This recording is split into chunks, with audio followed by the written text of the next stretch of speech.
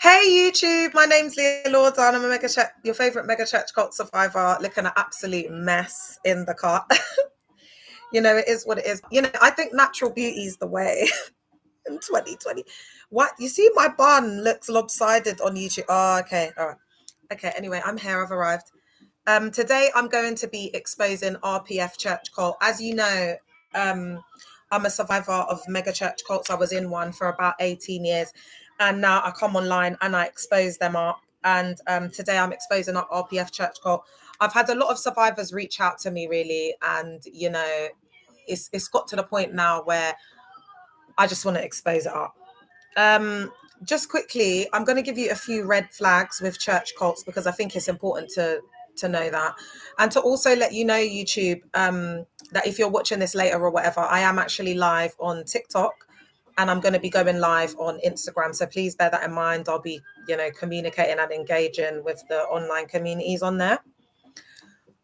So what I will take, if the pastors are pred, all right, if the pastor marries their church member, that's a red flag, because that's what Pastor Austin did with RPF. TikTok, please like up the live, because guys, I'm not in the mood today. I'm going to keep it real, because I've had to come on YouTube looking like a sea head, like I look a mess. I was cleaning and I've had to come on, do you know what I'm saying, and expose up RPF. So I'm not happy. So I'm just, do you know what? So the red flag is if the pastor's a pred, if he marries his members. The second red flag is if everybody's cloned and they're looking all the same. So if they've all got on the head wraps and they're all looking like they're dressed from biblical times, or they look like a Hebrew Israelite, then that's also a red flag. So let's get into it. An RPF survivor has reached out to me, and I'm not going to say too much with RPF, because the thing is, RPF are already very paranoid, and I just don't want to exasperate the members, because a lot of them are going like completely off. Yeah. The amount of family members I've had reaching out to me, and like loved ones, people who know people in RPF, saying that they've changed, they're like a robot, like they've lost it. Do you understand what I'm saying? Like there's no getting through to them at all. Like I've had so many people reach out to me at this point. I want to let people know that the major collective that's given me the information are people who know them, and also survivors, because the people are going like losing their minds in there. Do you understand what I'm saying? So it's people who know them that are like, rah, did you know A, B, C, and D happened to rare. And there's also the rhetoric in that part, like where they were like in the back of like Camberwell, when they in their old building, there was also talk just like in the area that they've lost it. Do you know what I mean? All right. So someone has given me information about RPF, okay, and some of the stuff that's been going in RPF and behind closed doors. I'm not going to say the source. I'm not going to say if they're still in there. I'm not going to say if they're not still in there, because again, the young people are losing their minds in there, so I do need to safeguard them. All right. So I'm going to go live quickly on Instagram, guys, because I do want to go live on Insta. So give me a sec, YouTube and TikTok. It'll take me a second. I look at absolute mess, Shell. Hey Insta, it's your favorite mega church cult survivor, Leah Lorda, and I'm live on TikTok and I'm live on YouTube looking like an absolute mess. But this is just the sacrifice that I'm going to be making for the survivors, because we need to get the information out there. Even my top on Instagram, it looks funny, Chair. Why am I looking like this on Insta? Sorry, guys, I've got to sort this out because I look a mess. All right. Oh, Insta Chair, you're going to have to get half of me today.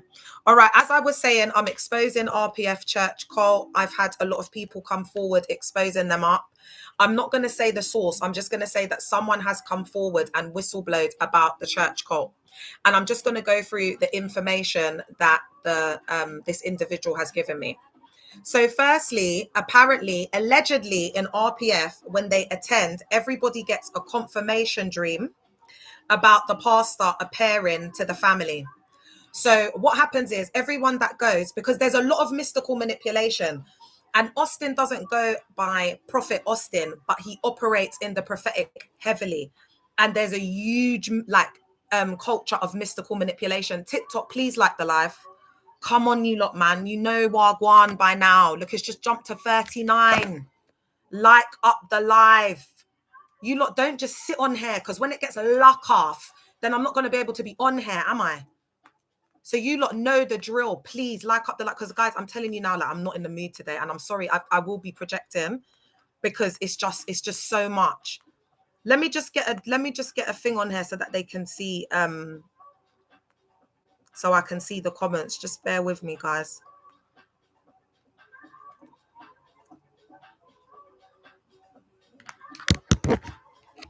All right. Have I got any mods on? Hey B. Have I got any mods? Anyway, I'm just gonna go through. All right, so allegedly in RPF, everybody that goes there gets a confirmation dream about the pastor appearing to the family. And apparently it happens to everyone who attends. So this is the first one I'm going to break down. So this person has come forward and given me all of the stuff that they do up in there. So what I'm going to do is go through these points one by one, and then I'm going to give you the psychology and the cult psycho ed behind what they're doing. All right, so the confirmation dream about Pastor Austin. Everyone who joins reports dreams where the pastor appears. So the theory and the psychology behind this is induced collective delusion. So group members are primed to expect such dreams. So they're getting into the subconscious psyche. This is a form of expectancy bias and dream incubation. When a person's subconscious creates images suggested by authority figures. Okay, so there's this whole perspective by Jung and Sigmund Freud that there's meanings to the dream, so it can be symbolic and you can translate through that. So basically through the fear-based programming, through your subconscious psyche, they're able to get into your mind because everything is about that individual. Everything is revolving around that individual. Okay, so as you're there and you're in the collective induced, delusional environment, naturally it's like your reds. When you come on your reds, when you're spending time with people, you're around people, your dates will all be the same. It's that collective induced delusion. Yeah, I've been exposing Ollie. What's new outside in these streets? All right. Psychodynamic theory. So Freud and Jung, dreams often reflect subconscious desires, fears, and authority figures. In cults, the leader becomes a god substitute. So appearing in dreams represents internalized submission. A lot of people are desperate, they're in trauma, they're in crisis, they want to believe this. Do you know what I mean? Like deep rooted in their psyche, yeah? And these people are weak. And I don't mean that like they're weak-minded because of the trauma, because of the crises. It's easy for these malignant narcissists to get into people's head. 166 people on the FYP. Social proof. When everyone reports the same experience, members feel pressure to conform and interpret their dreams in line with the group's expectations. And that's the cognitive dissonance theory by Festinger, 1957. What I do want to say as well is there's also something about social conformity and also the positive and negative reward system. Okay. So people learn that when they say that they've had dreams about Pastor Austin or whatever, it's like they're seen as, they're anointed or there's some sort of prophetic or God is speaking to them. So there's that manipulation, that mystical manipulation that makes people feel like they're more anointed or there's positive reinforcement. If someone comes and says that Pastor Austin turned into Judas in a dream or they had a dream that he was a predel, they would say that's from the devil. So do you see that that's social conditioning as well? Yeah. And also they're rewiring your brain and how you perceive the world. So your psychosocial views and perspective, which is the lens in which you see the world, based off social learning, based off your upbringing, your cultural environment, etc. It becomes framed upon the cult leader's psychosocial lens. So if he's got trauma, of being neglected, emotional neglect, he's got an unsecure attachment, all of that, he's going to cover that with hyper religiosity and use you as a punching bag. All right, my loves. So it's important to really know self and deconstruct and deprogram. Hey, Sven Grams, thank you. Peace to you too, King. Welcome Insta, welcome YouTube. If you're just joining, I'm a mega church cult survivor of 18 years. I got recruited into a mega church cult after my boyfriend was unalived in police custody. All right. So the second point that this person has whistleblowed about is that the members have been hanging out with the pastor into odd hours, allegedly. So they've got this culture of like home fellowship. So it's not necessarily Pastor Austin's home, but there'll be a home because they groom the members share. In Paris, there was a married couple that basically had their baby like their small child, like toddler, living in their bedroom with them because they were freeing up that room for them to store equipment. Because as you know, Caris is a church on wheels chair, so they have no abode, they have no home chair. They're just going from different hotels in Paddington, you know, like they're like fraud boys. Do you know what I'm saying? Like just trying to like what's the word? What's it? I don't even know, guys. I was in a cult for 18 years, chair. Do you know what is it? Look drippy. Me I know, but they don't have no home chair. Do you get what I'm saying? They're just spending money on all the Hilton hotels, whatnot, this, that, and the first. So they were storing the equipment in their room and they came on the live to talk about it. All right. That's on period point blank. So they've got this culture of home fellowship and a lot of hyper religious church cults that want to indoctrinate the hell out of you, chair. They'll have these cell groups, these home fellowships saying that because it's a family koinonia fellowship, that's what they mask it with, that hyper religiosity, but they're just keeping tabs on you, monitoring you. And it's something for them to do in the week as well, because they feel like people are like kids. Like they think all people think about is schmegs, because that's what the cult leader thinks about. So it's projection. Do you understand what I'm saying to you, Jaya? So they'll be creating all of these home fellowships and cells and whatever in a bid to indoctrinate people around the clock, Jaya. All right. And then also it makes people feel like there's a family vibe. So it makes it harder for people to leave, especially people who don't have family, because they do. I would imagine that they'd be cooking in there, like in the fellowships, because they're desperate for people to come. They also invite people off the street and the roadside into their home. And so get my name out of your mouth, babe, because I don't invite strangers off the streets. That could be serial unalivers, could be PDFs, this, that, and the third, to come into my yard where my youth them lay their heads. All right, that's not what I do up. Okay, I safeguard my children. So we'll also get on. This is also about safeguarding when they're taking people off the roadside that they don't know from anywhere, nowhere, and a day, and a where, and they're bringing into their yard. So this is why we're saying that you're religious, you're religiously psychotic, my love. All right, because you're bringing people that you don't know from anywhere into your yard. All right. So hanging out with the pastors into odd hours without safeguards.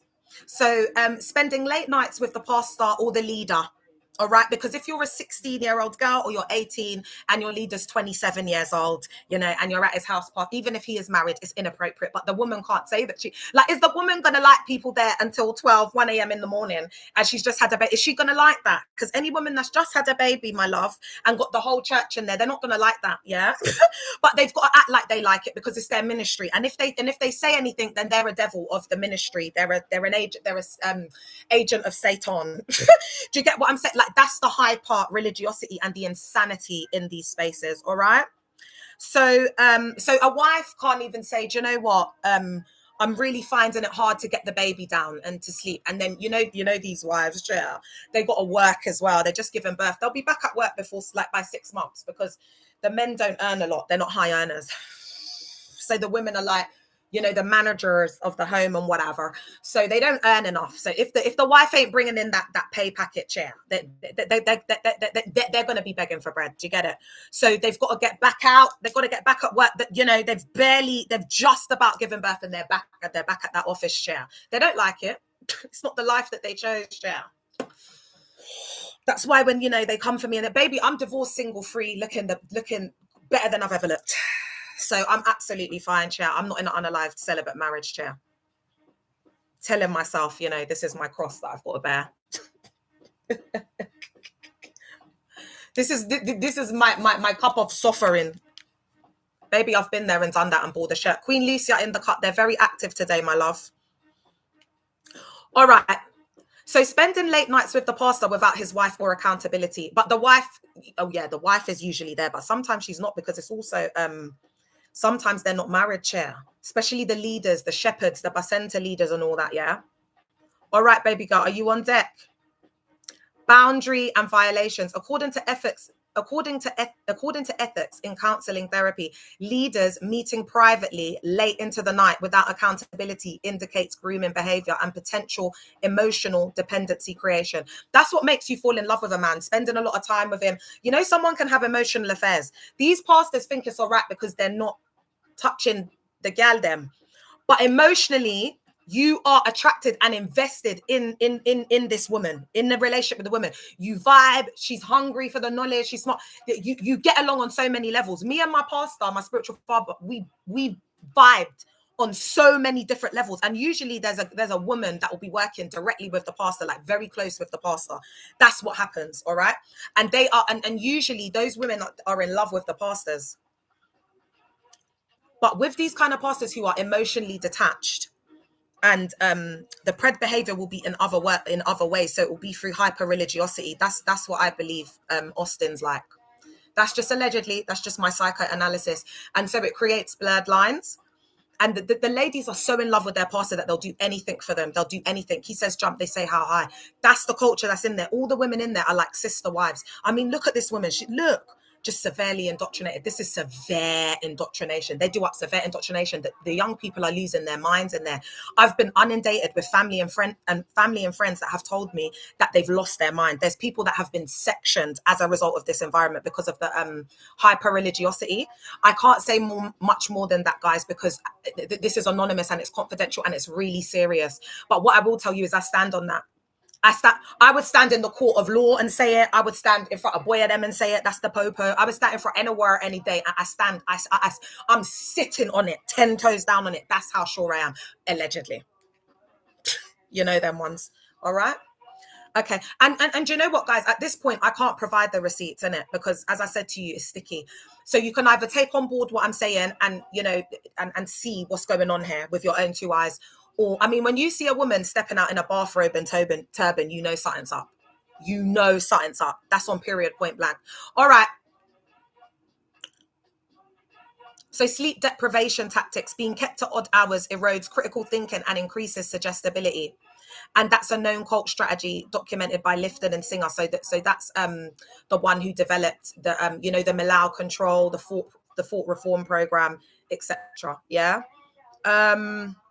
What I will say, guys, is if this gets luck off on TikTok, I'll be going on another account, but I'm on YouTube, Leah Lauder 7, and I'm on Instagram, Leah Lauder 7, just in case, yeah. Because it's getting hot in here, so hot. And they come in droves. All right. So, and what I want you to understand if you're just joining is that basically someone has whistleblowed about RPF. That's all I'm going to tell you. No more information. And what they've done is they've gone as far as to write points, chair, of some of the cultic behaviors and strange happenings that were guaning in RPF and that are guaning in RPF. So this is recent, this is active, yeah?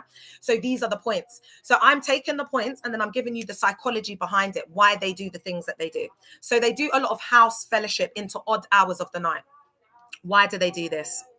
So sleep deprivation, overstimulation, brain fatigue makes members more vulnerable to indoctrination because the house fellowship is just like in between because they've already got their living in the building, the church, right? And then they've got these house fellowships that they're going to. So it's consuming all of their time. And you have to remember, if you've got someone who's vulnerable, maybe their parents unalive when they were young, they've been their care experience in and out of foster care, etc. And then they're coming in, they'll have home cooked food as well. They'll be giving you jollof. They'll be giving you obono soup. Listen, they will be giving you ayamache. They'll be giving you stew. They'll be giving you proper food, like they've proper cooked, because they will do anything, like whatever it takes to recruit the people and entice them to come in. So the people are thinking, oh yeah, I'm going to get a nice warm meal that day. They're coming even for the food. That's what I used to do in my fellowship. People will come for the food, not the word. Yeah.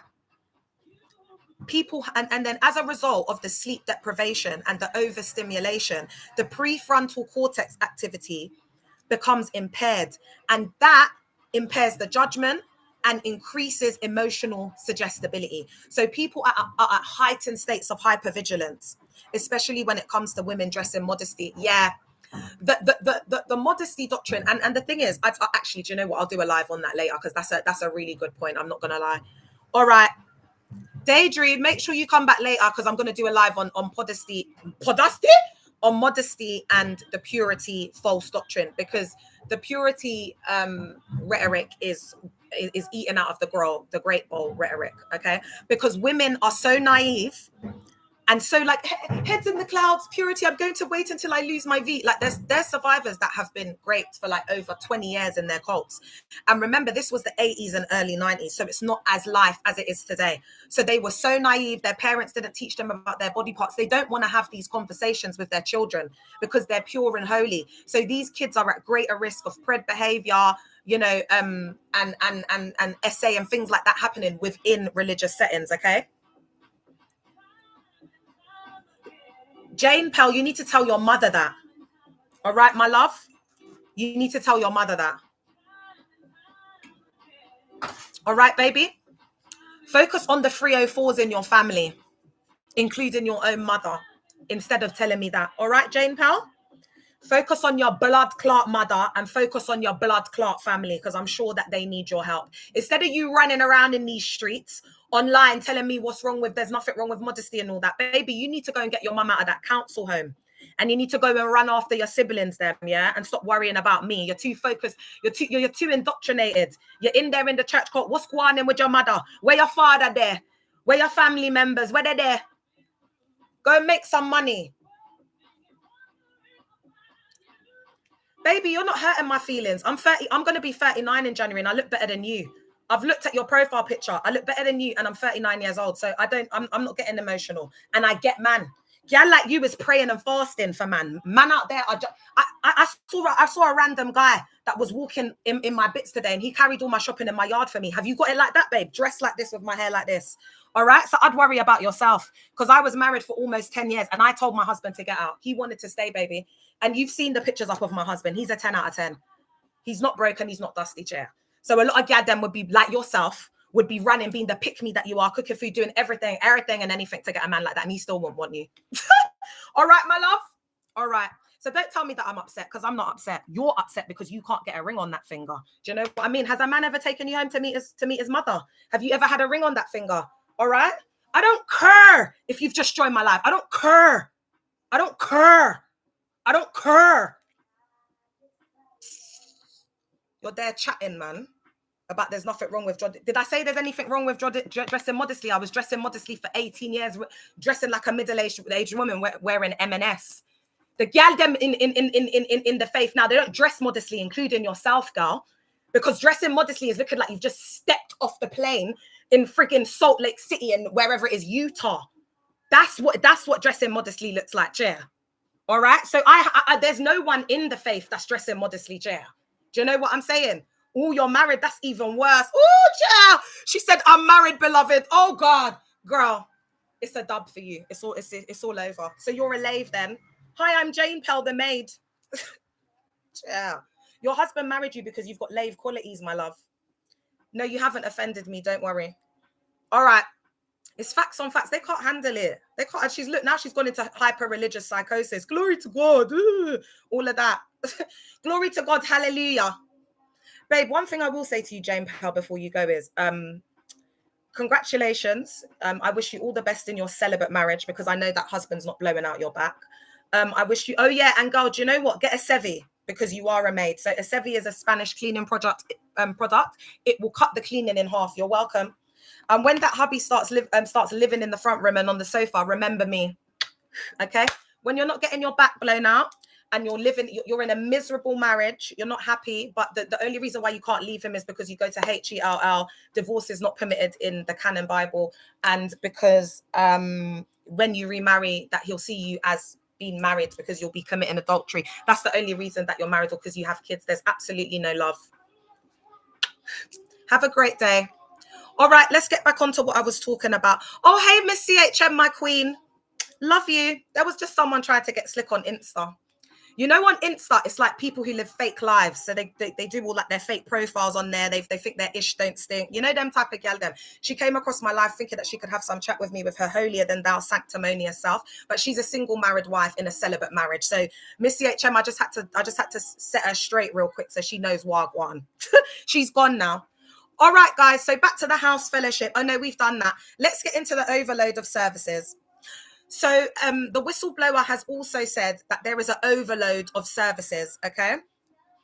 So endless church cult programs, and the theory and the psychology behind this is information overload, because they do up a lot of information control. So the opposite of that, to fill that void of information control, is the antithesis, which is information overload. Because if they're saying to you, you can't listen to worldly music, you can't go out to worldly events, it's a sin, the devil's going to get you, a spirit's going to come, the demon is going to... They have to create alternatives, all right? So what we get is an information overload and a dupe a low budget version of what's lit and happening and what's going on in the world, and then it's like a budget, it's like a low cost budget version of that, and then it just makes them look strange and weird because they're trying to recreate things that are in the world in a very strange self-sealing environment, and so it just looks weird and strange. So when you see these promo videos of them trying to reenact things that people are doing in the world, it makes no sense because there's no context to it. They're just doing it because it's something that went viral, and they're so out of touch, out of society and like wider society, popular culture, etc., that they can't compartmentalize that they're looking silly. Does that make sense? Because in their mind and in their world, they think that's what works because they're so out of touch. What you'll also notice is that they'll be doing everything that the cult leader thinks is cool because there's no creativity. It's one voice. So it's top down heavy. Jane, I am an expert and I'm teaching, so I'm not going to listen to you. Go and clean. All right. So there's a lot of that's going in there. Okay. Thanks for the follow, my love. Thanks for the follow, because I'm currently on Instagram, TikTok, and YouTube. So you're just watching me from one angle, my love. So I'm not even going to look at you. All right, Molly the maid. Okay. So that's why they have to do so much information overload, because then the young people are going to be going here, there, everywhere. They've got to keep, you know, competing with all of the other things that are going on out there. Okay. So the information overload is flooding members with spiritual activity. It prevents independent analysis and time control. So again, guys, remember your prefrontal cortex and your nervous system is just all deregulated, okay? So you're not even able to think straight. Then there's this overload of information. You're sleep deprived. At the moment, they're doing fasting. They're praying every night at 10 p.m. They're getting up to pray at 6 a.m. They're probably having physical meetups as well in the church cult. So it's just an absolute overload. People are going to be absolutely exhausted. They push your mind, your body, and your soul to the absolute maximum, to the point where people look like they're walking on clouds. That's why we get that offline look where they just look like they're just staring into space. They're offline. It's like lights are on, no one's home. You knock, no one answers. They're completely gone. Okay. So now let's look at time control. And when we look at this within the Byte model, and this is Stephen Hassan Cult Experts, it's looking at that cults monopolize members' time to reduce outside influence and critical thought. So in a lot of these spaces, there's no clock. And also they're in enclosed buildings, so they don't get any access to light, to air, to just, you know, like nature, and you just go into shutdown mode in these settings. Another thing as well is you've got to think about neurodivergent people as well, getting this information overload, this exposure. Do you know what I mean? To like, there's so much there around sensitivity. Oh, thank you, Ramona. Ramona said, "OMG, you're so right." Thank you, my love. Thank you. You know what they, you know, there's absolutely no safeguarding facilities. They don't meet the needs of people with neurodivergence and, you know, vulnerable, especially young kids and children. In my cult, there was no provisions made. Thank you for the follow, my love. And please follow me on my main account, Leah Lauder 7. This is just one of my 8 accounts because they try and silence me. So this might not even last. Do you know what I mean? It should scare you. RPF's pastor is a pred. Thanks for the follow, babe. He married this woman in the turban and the bathrobe. That's his wife, Michelin. She was about 19 when he started Emina.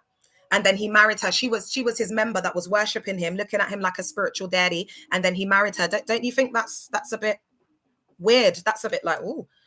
But remember, these guys they have very dark minds. They're malignant narcissists and they have traits of psychopathy. All right. Do you know what I want to go? Okay. And then another thing they're so strange. Even the way that they look, like, I don't know how people can't see by their presentation, by the clothes that they wear, that they've lost it. But I will tell you one thing. You have to be in a very traumatic state. So I've been told that there's a few footballers there, but any kind of influential people that they had in the cult, people of any type of whatever, they've left. They're not in there. A lot of people have left now. So they've been going through a lot. Like they've been going through a decrease, but it's not like, because with RPF, with church cults like RPF, they're hyper vigilant and they're hyper religious. So they're going to be out 24 hours a day. You know, outreaching, recruiting people, all right? But there are people like certain members, like the footballers, the influential people, the people who are doing a lot of ministry, this, that, and the third. They're the ones, they're high grade supply for them. So they're the ones that they're going to want to be there all the time. Do you know what I mean? And for their tithe and things like that. So when they start losing members like that, it has a direct adverse impact on their finances. It has an impact on, ooh, somebody asks, I wonder if Breenie Lee still goes. Ooh, I don't know. Does she still go? Do you see her in these RPF streets? RPF man them and gal them that are on here. Is Breenie Lee coming? Is Breenie Lee still there, girl? Is she still in the coat? Is she there? Where's she at? Huh? Where's she at, man? She there? Yeah. Because if you lost Breenie Lee, then y'all in trouble, Chad. Y'all in trouble. Because I don't even know much about these influencers, but I do know that gal's got a big reach. I know she's got a big boy reach. So you lot better hope, Pastor Austin better hope that Brenna Lee ain't left RPF chair. Because if that gal decides to open her mouth and start talking about RPF, you lot are done out. You're done out in these streets. You're done out. Yeah, that's all I'm going to say to you. Because if Brenna Lee starts chatting, she's got a big reach. Ooh, Lola G said she's engaged now and saying women's standards are too high. So I guess she's still there. Woo! Do you know what? A few survivors have been telling me about her triggering content. But guys, you have to remember with these Christian gal them, they internalize misogyny. Hey, Forex trading, they internalize misogyny. That's how they're always going to be. And unfortunately, it's going to take them marrying the brother to see them treat them like a second class citizen. You know, Breenie Lee will be in here in a decade or so, coming and, you know, she'll be rebranding, single, divorced and all of that. You'll see.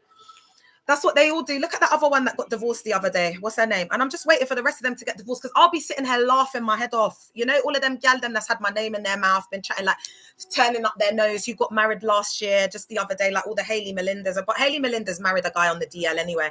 Her husband looks fruity, so he'll probably stay with her for the rest of the life. Them two have got a lavender marriage. My childhood, that's just my opinion. That's just because she's very masculine and he's very feminine. So in those dynamics, as long as you've got a masculine and a feminine energy, it will work.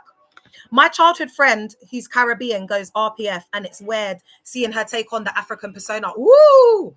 I took on the African persona. That's what I did with the Ghanaians, because I'm not going to lie. With Ghana, I was just happy to be a part of, you know, to socially conform and be a part of something. When I got married and I got introduced to the Nigerian, and it's no shade because I love Ghanaians, I love the culture, it's still very much a part of me. But I resonated more with the Nigerian culture and I felt like, yeah, it's in my blood. And when I got my DNA test, I'm actually 37.1%. So I want to say it began like that, but I found my love. Do you understand? So people, what I'm saying is initially I did put on the pseudo personality of a Ghanaian, a half Ghanaian, half Lebanese, actually, because they described me as Obroni, which means whitey woman.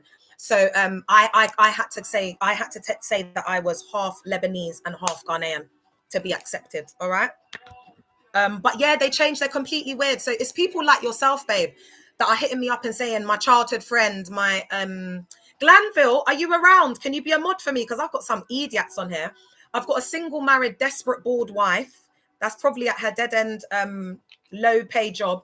Oh, thank you, Glanville, coming on here having some chat for me. And there's another one on there. I haven't been paying them any mind because you know I'm teaching and I'm on YouTube. I'm on TikTok and I'm actually on Instagram currently. So if you could be a mod, I love you too, babe. Just block them up for me, please.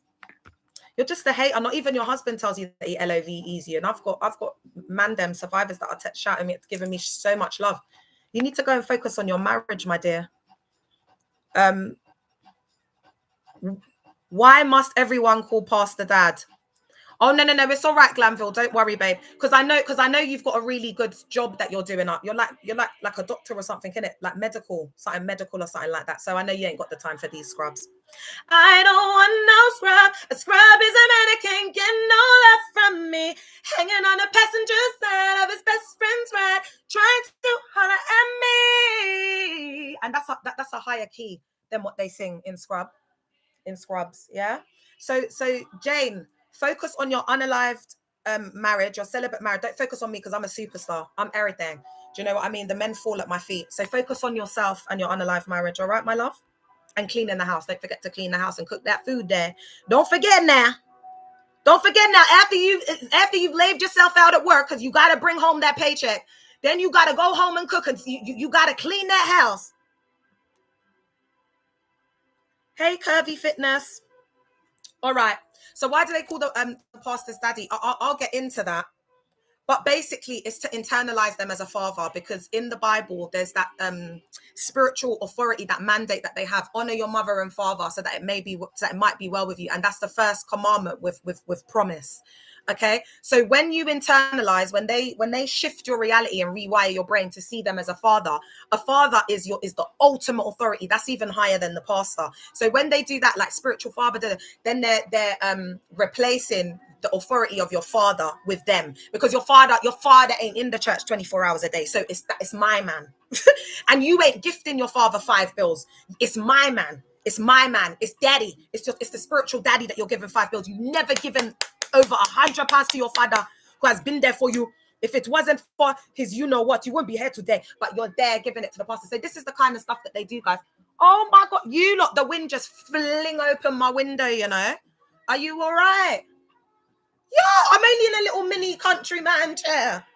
Oh God, you know, this is when I get upset that I don't have a man, you know, that will just send the car to go pick up my kids' chair. Are you all right? Thank you, baby. And Jane's on here just upset because she's just living like that. And I got the man then falling at my feet. I'm not even dressed. This is me. This is my cleaning attire. You lot see me, and this is like cloth, you know what I mean?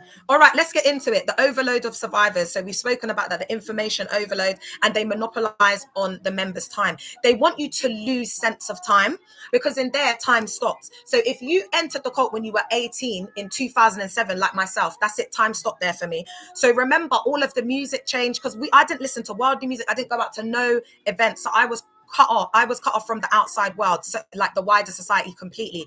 So when I came out, it was like coming out a pen. So now I'm like, I have to reintegrate back into society. The last time I was listening to hip hop, Mobb Deep were about, DMX was alive. These were the people I was listening to. Then I come out and it's Migos, and it's all of this very like, you know, DL behavior, and people are wearing flares and rapping. It was just like, whoa, like what realm am I in? Everything changed. Then we got like C Central and, you know, all these man them. Like, I'm like, whoa, what's going on? You know, we've got drill. Like, what is drill? Like, so again, there's like a big chunk of like popular culture. Like there's tunes like, you know, that whole Lil Wayne era, the Lil Wayne era, the Drake era, the Nicki Minaj era. I don't understand it. I don't know. If you say to me, Leah, name a Lil Wayne song, I can't give it to you. You tell me, Leah, name a Drake song, I can't give it to you. This is the depth. So, you know, like there's eras when people are like, oh my God, that era when they used to wear like the bright pink lipstick and, you know, whatever was going on with Lil Wayne, or that moment. I wouldn't have been effing with Drake anyway, because that's not my style. You know, he's too much of a sweet boy for me. But my point is, I just missed that era. I was the last era when I was about, that was like the 2000s, the 2007s, when people were wearing new era hats. Gal, them were, do you understand? Do you understand? And then I'm walking into contour. Now you lot are doing lashes, you're doing contour, you're doing this, you're doing HD lace wigs. I never had a wig a day in my life. I'd never worn a wig until I was about 34. Guys, it's deep, man. I've had to catch up with everything. Don't you want? Thank God the Lord gave me natural beauty, because if I didn't have natural beauty, I'd be done out. Magic, the makeup is like witchcraft now. So you know, all the gal them, you're coming and you're calling me a witch, but baby, your makeup, babe, is giving witchcraft. Do you understand what I'm saying? Like you look like a completely different person in the morning, Jaya. So it's that kind of stuff. Like, I don't know how to do makeup like that. Like, I do my makeup like 2007, because that's all I can do, Jaya. I won't be requesting you. I won't be accepting your request, unfortunately. What could you possibly want to come and say? What do you want to say? And I don't like it when people come on here. Like, put in the chat what you want to say. All right. Then they were saying that there's an over-reliance on dreams. Wait, guys, let me just check that this is exactly how this person wrote it. Oh, yeah. All right. The overload of services. All right. So let me just say what this person gave to me, yeah? So they said, hanging out with the pastor into odd hours of the night without his wife or another male, house fellowship into odd hours of the night, the overload of services, and over-relying on dreams. So this is the part we're on now. There's an over-reliance on dreams, okay? Guys, I've got to keep track of time. All right, guys, I'm going at about 2, yeah? Dreams are treated as divine messages, magical thinking, That's what happens. As they're interpreted and treated as divine messages, it's like their heads in the cloud. If the pastor said to them, he sees in the spirit that they're going to, earn 6 figures or whatever, they're not doing nothing, not taking no steps. They're in the church 24 hours a day. Time equals money. You got to invest your energy in something. All the energy's in the cult, but they can see they're going to make 6 figures. Anyway, it's the magical thinking, and that's from Piaget around his work on cognitive development. All right. Interpreting ordinary dreams as supernatural reinforces childlike dependency on authority figures. So who asked me why they call them daddy? There you go. So through the spiritual father, the daddy, with the over-reliance on dreams. So you've got to remember they're spiritual fathers, and they're feeding you with the knowledge of the word. When the false ones come in, the dangerous ones are when they're coming in and they're giving you this over-reliance and dependency on these dreams, on these prophetic utterances, visions, dreams, all of that. You become addicted to it. So you become, it's like DRUG. Yeah. I don't think magic with a K is witchcraft. Actually, I don't think it is, because alchemy would come under that, and I don't think that. I think it's the intention behind what you're doing. Do you understand what I'm saying? Because the intention behind what they're doing is evil. Yeah, yeah, Lucy, I'll just do it up, man. I'm loving it. So the confirmation bias. So dreams are interpreted in ways that reinforce cult doctrine, never to contradict it. So do you notice that all of the dreams, it reinforces what the cult leader is saying or what they're doing up? So it'll be they had a dream and Pastor Austin was on the mountain and there were thousands of people and he was dressed in white and he was leading the people. Do you understand? It's always, and that feeds into the psychosis, the subconscious, them getting into your psyche, the information overload. So it's naturally going to seep into your subconscious psyche, all right, into dreams. This is really basic neuroscience that I'm giving you, scientifically proven. This is neuroscience, really basic. This is what it is. And the difference is I can give you evidence-based research. I can give you factual evidence for what I'm talking about. These mobs and whatever, all they're going to give you is take it one. That's it. That's it, baby. With no evidence and no facts and no proof. At least I'm going to give you proof. All right? They better hope that I don't get on these streets, child, because my voice is louder than any street preacher. And that's all I have to do is start singing. It doesn't matter whether you have a mic, baby. This voice projects. If I have a mic, it's all over for you. You're done out. If I decide to start going bright and shouting off my mouth, no one's going to be able to speak over me, baby, because this is Whitney Houston vocals. You see these vocals, it brings down walls of Jericho. That's why they're all falling apart at the seams, child. Don't play with me, child. There's vibration in my voice. I know the power I hold. I know who I am outside in these streets, child.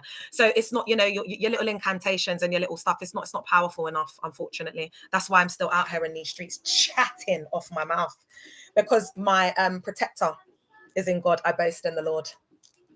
My protector and sustainer, my refuge. In my weakness, his strength is made perfect. Thank you, Daddy. Because you see, you guys are calling Austin Daddy, a mere mortal man. I call God my daddy. So do you see the difference? Do you see that we're not the same? Do you see the protection and the covering is different? All right, guys. Peace unto you too, my love. Thank you. You're coming to listen and support on YouTube. YouTube, I haven't really shown you much love, and Instagram. Thank you so much. Oh, thank you, Glanville. Appreciate you. Glanville was saying that the single married 304 doesn't have half the intelligence I have. Thanks for the follow, my love. Thank you so much. Because what it is they're trying to attack me and whatever and send energetic attacks like through social, but I'm too powerful. They can't do it because because I'm the main character and I'm Delulu. This is my reality. This is my space. This is my energetic field. So it's like when I just ignore them. And a narcissist, I've given them a narcissistic injury because they're not getting any attention. That's what they HATE. So that's what I'm doing. I'm actually giving them an ego unalivement. All of the culture, all of them that are sitting here watching on the FYP outside, because that's where they got to be. You got to learn today, baby. Because just like it is in the church culture, Instagram, I'm getting excited out here, man. There's a big tornado wave that's coming through, man. Yes. I just tipped the camera upside down. All right, let's get into the points because I'm getting excited and I've got like about half an hour, give or take. All right. Love bombing. This whistleblower has said that they love bomb real bad in RPF. That's one thing that they wanted me to get across. Like, don't let it go over their head. They will love bomb the hell out of you. And especially through the house fellowships. As I said, they do the food. They do a lot in there. They're very fake. And the women, they're really trained like, you know, like home economics. The women are trained to be like submissive, to cook, to clean, to be in the kitchen. So you see that there's very stereotypical roles in the ministry. Like when you see them, they were doing up the baptisms, very bush, like in the church cult setting. The women were the ones with the towels mopping. Imagine they had these big, huge pools inside where they usually have the church service, you know, and they had these big, I don't even know how big feet the pools were. So these people have gone to get the pools. They got to put it all up.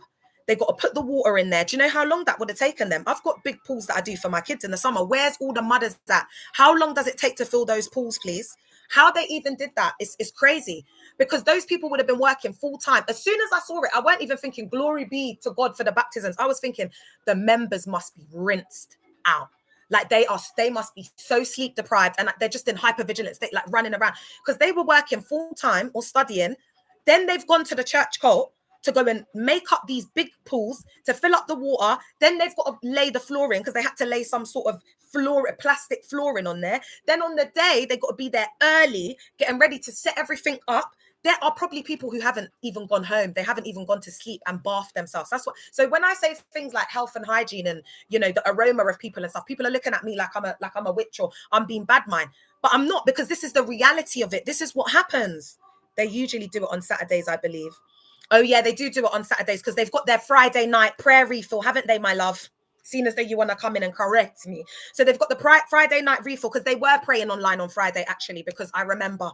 And then they had the Saturday. So I said, oh, I'm sure they're very tired. I'm sure they must be exhausted. So after them doing up the prayer, and remember, they've got their house fellowships in the week.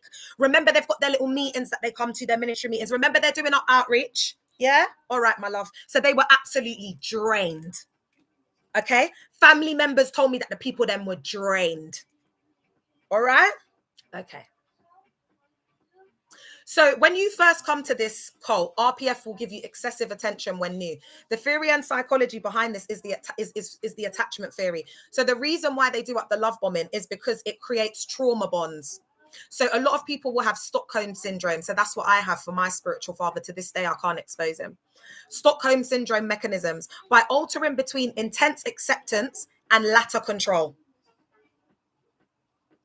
Behavioral conditioning, and this is by the theorist Skinner.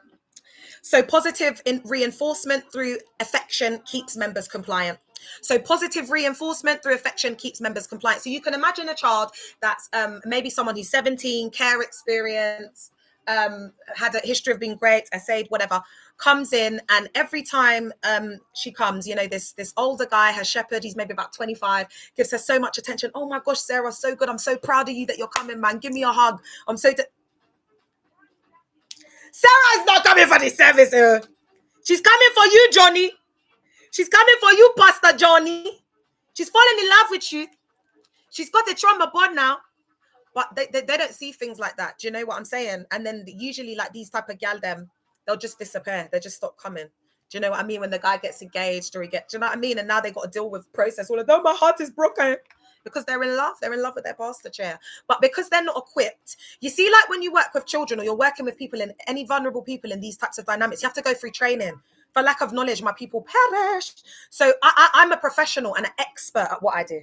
Yeah. So my argument is they're like social workers, if not more. They've got more access to people, 24-hour access. They don't have all the guidelines and policies and safeguarding, etc., that comes into play. So they're just running absolutely rampant and riot, doing whatever the hell that they deem fit. Whatever Pastor Austin thinks that he's hearing from God, but we all know that he's a malignant narcissist and it's hallucinations and he's psychotic, all right? Because he groomed and married his church member, when she was engaged at 19. He's 10 years older than the woman, all right? All right, so everything the pastor says, they see from God. So they don't have no critical thinking of their own. So this whistleblower is saying everything's about Pastor Austin and everything that he says is from God. So that's why he uses the fear-based tactics. So remember, I shared a video of him cursing and doing our incantations basically because this guy came and then he blessed him or something. He got a job and then he didn't come back to the church. So he said, he cursed him. He said, oh, that job, you'll lose it and you'll suffer. So do you see that? Because they hold his words like God, because they make the church cult synonymous with God. And so it's like the Bible is the infallible truth. And then he's preaching as the mouthpiece of God, hearing directly from God. So what he says is therefore infallible truth. So if you speak against Pastor Austin, you're speaking against God, but I'm not speaking against God. And if you lot are speaking that on my name, blasphemy. That's blasphemy, and it makes you a charlatan. That's what it does, because you're worshiping and believing in a man. May God's judgment and wrath come upon RPF. May God strip and take every type of influence and expose this man for who he really is. May people wake up. May the eye gate, may God take the covering and of the eye gate, and may they see clearly. Let's see who God listens to. And Rowena, you've sealed the prayer, my love. Amen. I agree. May it be so, as above, so below. So if your above is below, bitch, it's going to be real low. Because they think they got so much power, and it's just psychology. They ain't got no power.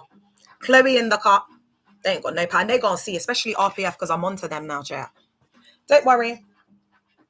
I'll be doing everything I need to do in the next coming days. And you know, like, just like spiritually, what the time means and everything, it's perfectly, God set them up. It's perfectly aligned planetarily. All right, let's get on to the next part now, shall we? So this individual has whistleblowed. Yeah, it's all about mind control. And once you clock it, that's it. Once you see it, you can't unsee it. That's it. Once you've deprogrammed yourself and you take the reins of their power and control off of you, that's it. Lucia, I love you. Thank you so much for all that you're doing out there.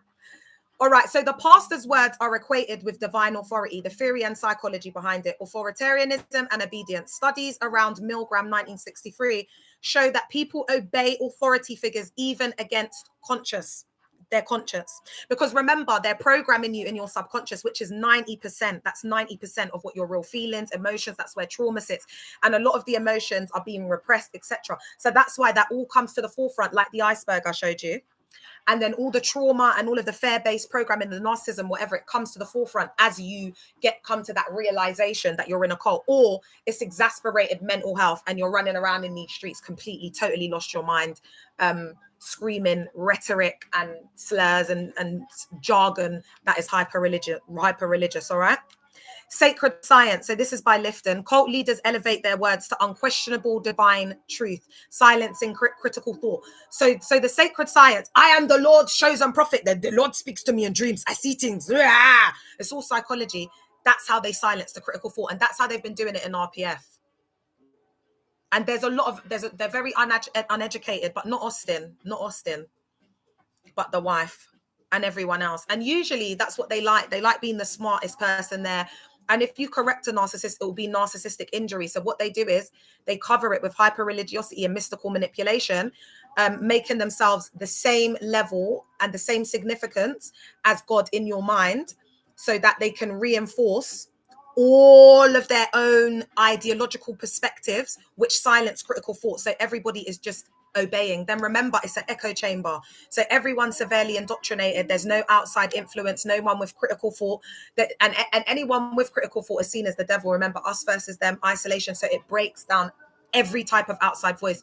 Information control through the information overload. They're programming them with information that only they're processing them with information, and then they're demonizing all of the other information so that they'll be scared. They're living in fear. So they think if they read certain things, if they listen to certain things, they're going to lose their Christianity, they're going to lose their salvation, this, that, and the third. And that's really why they're scared of leaving, because they've painted the world like the DEVIL, when really the DEVIL is the one behind the pulpit chair. And there's more preds, there's more people eating from the great bowl, there's more thieves, there's more men preying on young, vulnerable, naive DUMB women to marry, to ABUSE them and treat them as a slave in these settings than there are outside, baby girl.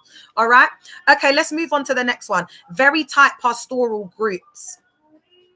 Okay. Very tight pastoral groups. What was the original question, Chair? Number 8. Chalet.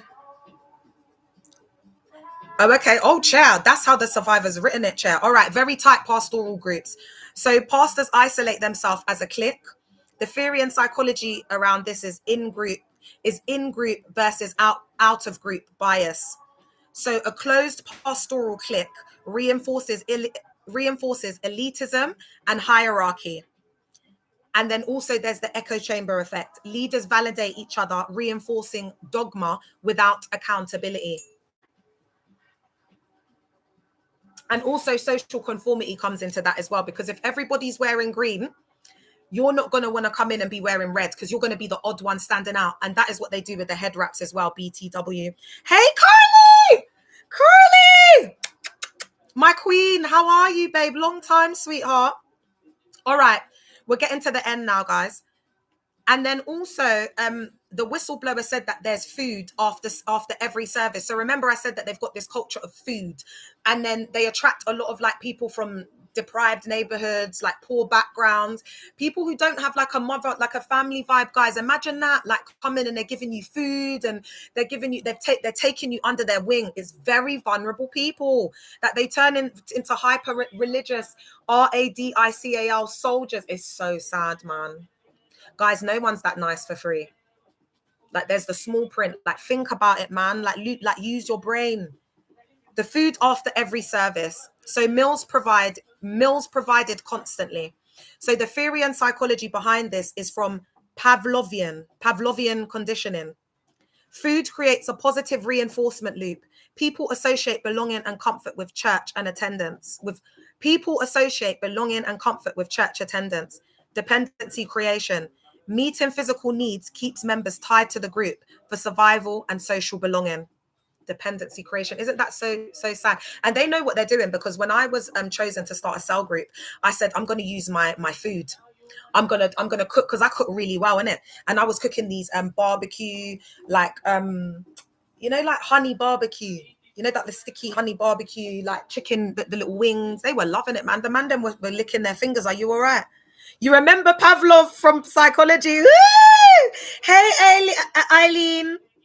Hey, user 999. Hey, he did an experiment by conditioning his dogs into knowing when their meal times were. Yes, that's it. It's like that. Yeah, it's that conditioning. Yeah, like, and that's what. And you know what, girl? I'm so glad you said that, because I'm gonna include that in my book, because there's gonna be something around Pavlov conditioning the dogs, and also loyalty and disloyalty, because that's how dad conditioned us like dogs. So it's coming from that Pavlov ideology, isn't it? Girl, you are a bloody queen. You are a queen. This is why I love the collective. Wow. Eileen, I don't think you understand that a penny has just dropped. I am not worthy. Yeah. I love that, because you just made the penny, the light went off. Yeah. I'm glad you remembered it. It's all God, oh. It's God, oh. That's what they do. You know, Eileen's remembered something from her psychology, you know, when she was like 17. And it's giving me a revelation or whatever. And it's like, praise the Lord. You know, it's just like, thanks, Eileen. Like your psychology, whatever, has come in useful. That's all we need to do. All right. Immediate defense against pastor and idolization. So basically, the whistleblower said that they idolize and worship Pastor Austin in there. Okay. So the pastor idolization and accusations. Let's get into it. Members fiercely defend pastors. Why do they do this? Let's look at the theory and the psychology. So you could be saying to them, this is not about God, babe. You're supposed to be in there for Jesus Christ and God. And so it's not about God. It's about your birth. It's about what's going on in the environment. It's about the leadership. It's about ABC. They can't separate the two, because they've been indoctrinated and brainwashed to not be able to separate the two, because they make the cult and God and the leader, the pastor, the prophet, all synonymous with God. There's no separation. It goes hand in hand. If you reject the man of God, you've rejected God. When the food was taken away in the experiment, the dogs still salvated too. These experiences altered people's brains. Woo! Oh, so there's even brain altering, because there was a cult that wasn't giving them food and was getting them to share the food. Like to get, yeah. Anything that's coming to you, just keep putting it up, guys. Yeah. Thank you so much, Chloe. Just keep putting it up, guys, because the FYP, I land on people's FYPs that are like academics, like people lovers of knowledge, people who thirst knowledge, because the algorithm is algorithming, guys. Do you see it?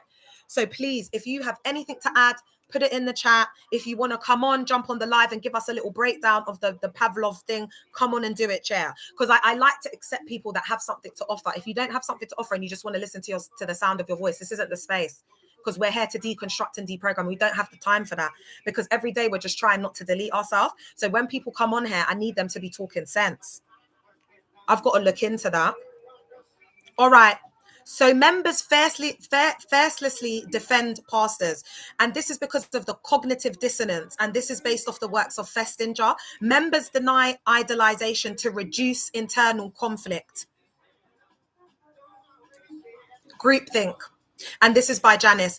Any dissent threatens the unity of the group and is immediately suppressed. This is why they can't have outside thinkers. This is why they can't have autonomy. This is why they can't have individuality. They can't have, everything has to be controlled. That's what makes it a high control group.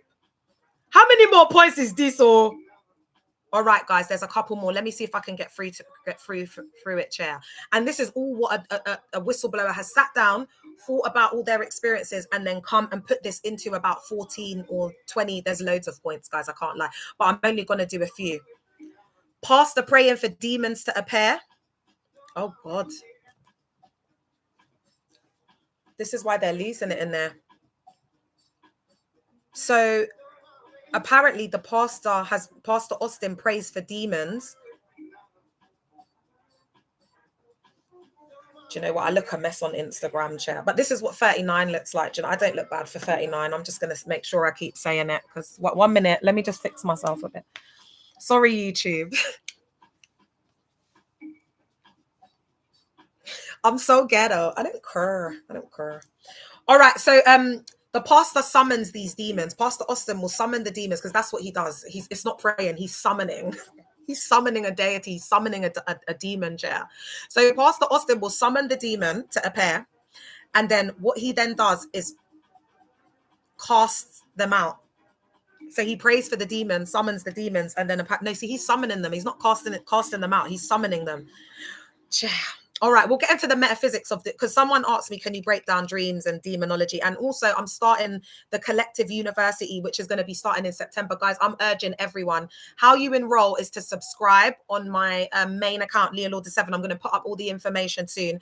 There's going to be, guys, I'm really going to be stretching myself. There's going to be a lot of it's going to be a bio-psycho-social lens on the world of mega church cult abuse. I'm going to be breaking it down. Like, I'm not like the pastors. I can't offer you a quick fix, but what I can say is that there's no way that you're going to be a part of this and something's not going to register in your mind. But that's all I can give you is knowledge. I can't give you empty promises saying that, you're going to be shiny and brand new and everything's going to go away, because it's a process. And this is part of the process. Will you get the tools to equip you to manage it and process it, and signposting and information, advice and guidance on where to go to get the support and the help and practically take the steps to help yourself? That you will get, but I can't give you a miracle. All right. So the pastor prays for demons just to cast them out. I think it's summoning. So the theory and psychology behind this is manufactured spiritual crisis. This creates false evidence of supernatural battles to maintain fear and dependence, and also mystical manipulation, of course. Trauma-induced delusion, trauma-induced disassociation. Witnessing staged exorcisms can trigger emotional shock, further binding members through fear and conditioning. So that trauma-induced disassociation, because they're witnessing it as a group, and as well the staged exorcisms, the emotional shock. Oh, this is so sad. So this is all fear conditioning. All of the casting out of demons, all of that demon rhetoric, whatever, is fear-based programming and conditioning, all right? So you live your lives in fear. Sinless pastors. So it's like they see Pastor Austin as sinless and the pastors are portrayed as perfect. So the theory and psychology behind this is narcissistic idolization. Followers project perfection onto the leader. So that's Freud's transference. So this is one of my favorite theories. So it's about transference and counter transference here as well. So it's like their idealizations of perfectionism. Do you know what I could liken it to? A girl that's dating a guy and she's with him for 7 years, and it's like she married the potential, and still now you're still waiting for the potential. Yeah, it's that idolization, like still holding on to someone because of those ideologies of perfection that they had in them. And it's the same with this. So it's that like it's that bypassing as well, and that internalized conflict that turns into, you know, this disassociative state. Yeah. Then we've got sacred science. So leaders presented as beyond human flaws reinforces the blind loyalty. All right. They want you to see them as supernatural, avatar, chosen, anointed prophet of God. And that's what really stunts other people's giftings and callings, because it's like there's only one anointed prophet in this place, and that's Pastor Austin. I just look a mess on Instagram. All right.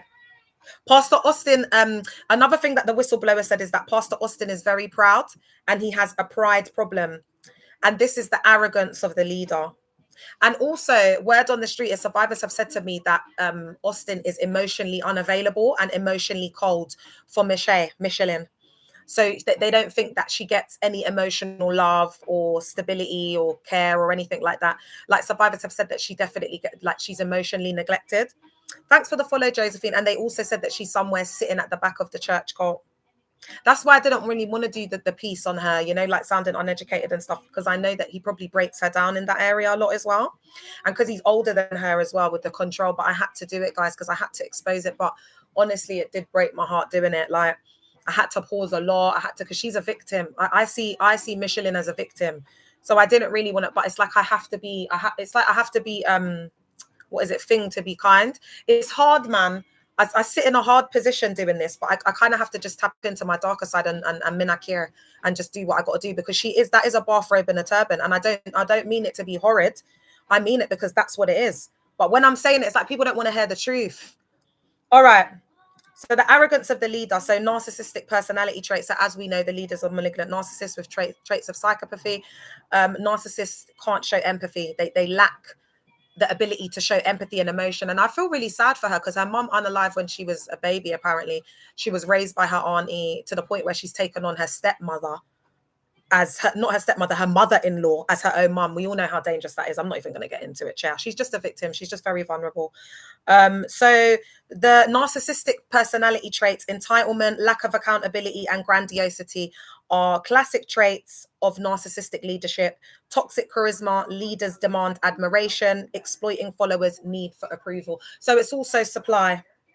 All right. So that arrogance, that air of like pride and whatever, they want you to seem, they want to seem like unattainable, because I was behind closed doors with the pastors. So like in our cult, the pastors weren't allowed to eat in front of people. It's like there would be only selected people who would serve the pastors, selected people who would cook the food, because it's not everyone that can see how the pastor eats. It's like they might go out and say, oh, the pastor had food on his beard, hair, and that was what he actually used from a preaching. Do you understand? But because I was taken in as a daughter of the house, I would see all of that.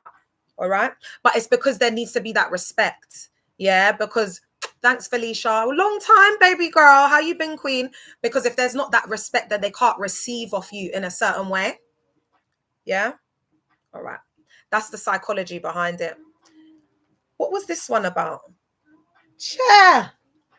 No, that's going to wet up my books, man. I've got the books by the windowsill.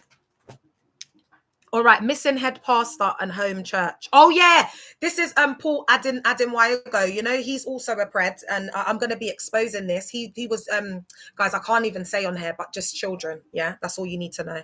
And they've got a YouTube video up. It's like the defense of law or something, and they're interviewing the kids on there and the ABUSC that they experienced from Abin Wayogo and their dad. Yeah. All right, so the main pastor is absent, creating mystery. There's no official website as well. Like I can't really see them on YouTube, like they meet on Google Meets. When cults operate like this, like in silence, like it's like a secret society, these are major red flags. You need to run. If there's no transparency, and that's what First Love's going to start doing in all them branches, they're not going to be saying that they have association with Dad because he's done out. Thanks, Miss Felicia, he's done out. I finished him. So once you see that face, do you know how many people have said they were invited to the cult, yeah? And then they were there, and then they saw the face come up, and they were like, oh my God, that's the guy from Leah's content, and they left. People love me outside in these streets, man. And I love you lot, man. I don't have a man. I'm celibate. I'm all yours. I'm married to the cause. I'm invested. invested. I can be radical. I'm married to the collective. That's where I am. Okay? And any man that I get with, he needs to fund the collective. Otherwise, I don't want him. I don't want him. Any man that wants to be with me, if you're pre-ing me, if you've been pre-ing me, you know, looking at me, waiting to make your move, I'm going to tell you how you do it. You invest money into the collective. Go and put some money on that GoFundMe chair. Then that will guarantee you a date with me, because I just love that. So if you want to go and do a little, you know, do a little there's a GoFundMe page. You could do a little GoFundMe and put your details in there. Any man that wants to date me, you can buy my heart through doing things through the collective. That's how you'll win me over. You know them ones. All right, guys, let's get into the last little points, chair. All right, so this creates mystery. And the theory and psychology behind this is that a distant figure creates mythical authority, like the Wizard of Oz effect. And another survivor told me that they saw Paul Abimwaigo come to preach one time at RPF. And this girl is of African descent, before you start trying to come for me, telling me I'm Obroni and all that. Anyway, she said she couldn't understand the word that the guy was saying. That accent was too heavy, and she just couldn't vibe with it. So I do think that Paul Abimwaigo sent Austin because he would be able to be appealable to the young people and the Europeans. That's why I think he sent him, because even Pastor Austin, I think his accent's quite thick. And remember, I told you I've had a lot of Nigerian D in my days. Do you get what I'm saying? So I do love the Nigerian mandem. Do you get me? I said a lot like it's a lot, but it's actually not, because I was in the cult for 18 years. But if I include my ex-husband in that, I was with him for 10 years. So yeah, that's what I mean. I need to make sure, because I was in the cult for 18 years and I was married for 10 years and I've only been out for a few years. So it couldn't have been that much. But what I mean is, like, all of my exes, like mainly my experiences have been with Nigerian mandem. So I know. All right. His accent is thick.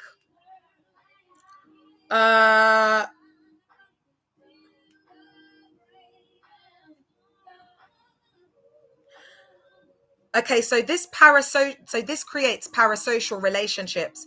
Followers bond emotionally to an absent leader they don't truly know, making projection easier.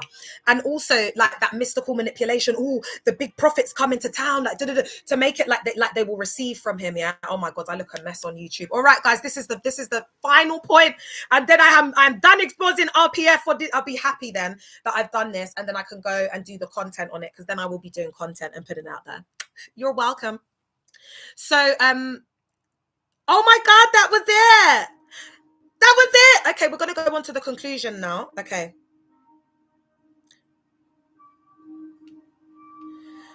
So what survivors describe are classic cult mechanisms backed by decades of psychological and sociological research. Mind control techniques by Lifton, Singer, Hassan, the bite model, cognitive dissonance and groupthink, Festinger, Janis, conditioning and attachment, Skinner and Bowlby, authority and obedience, Milgram and Zimbardo. Each odd behavior isn't random. It's a calculated system of psychological control that keeps members dependent, loyal, and unable to question that leader. So you ask me, and a lot of our survivors ask me, and this is my final point. A lot of survivors ask me, Leah, do they know what they're doing? Do they know that they're doing this, that they're teething from people, that they're doing A, B, C, and D? Yes, my love, they know exactly what they're doing, because it is a calculated system of psychological control that keeps members dependent, loyal, and unable to question the leader. It's too systematic, it's too controlled, and it's too organized for them to not know what they're doing. And on that note, I'm going to go. I love you all. I'll be back on this evening, continuing to expose RPF. RPF survivors, come and give me the tea, because I'm ready to expose RPF. I could expose RPF for every day for the next month. I could do it. But if y'all ain't gonna come and spill me the tea, I ain't gonna talk about it. You lot, don't leave me looking silly outside in these streets. Yeah, I've held the baton with this RPF thing for a long hot minute now, chair, running off empty fuel. Y'all better come and open your mouth and tell me. There's things survivors have told me I don't have to share with the public, guys, but it's for my knowledge, because I can explain it through other ways, through psychology. I don't need to use your testimony and your account. Just these little points that this whistleblower has given me has been able to expose them. It's just generic things that are in there. Come and talk. Silence is compliance, and the truth shall set you free. All right? Yes. Love you. And Chloe, do you know what? Eventually, RPF survivors, I hope one day that they will speak out. Do you know what I mean? But In the meantime, you'll get their voices through me, because this is the RPF survivors have been coming through thick and fast, share. But I have been making decisions not to share the information because they are vulnerable. As a registered social worker, I can't do that. I can't put a story out there, because then they're going to watch it and it's that impact that it's going to have on them. So I've got to be able to safeguard them. So there's been some content I've had to take down, I've spent hours making, and I've decided at the end not to put up, because I have to consider the safeguarding of vulnerable people. The pastors don't, so someone's got to do it. Love you, TikTok. I'll be back later. I've got to come off. You know how it gets on here. Have a lovely day. All right, Instagram, thank you so much for being on. I absolutely appreciate you. I hope that you've enjoyed the live, and I might be back on later. I might. Love you. Make sure you follow me. All right, YouTube, I hope that you've enjoyed the live. Please remember to subscribe. Oh, I'm so tired, and I managed to do it in perfect time. And YouTube, I love you. I love this community that we are creating. And I've seen that my followers have gone up. So thank you so much for your support. If you're somebody who's recently followed me, you've definitely been encouraging me to come on YouTube. I look like a mess though, but I have just coming out of a depressive episode. And I was trying to clean my house. And actually, I've just started arranging everything and organizing everything. So I will be cleaning over the weekend. And anyway, I'm going to go now. Oh, no, thank you, Sven. You're still here. Amazing. No, thank you for being here. And do you know what? I'll try and come on later. If I've got the energy, I'll come on later. I love you guys. Go and do something wonderful for yourself. Get yourself a little bouquet of flowers or a chocolate or a nice beverage, and have a lovely day. I love you guys. Bye. Bye, guys. Have a really good day.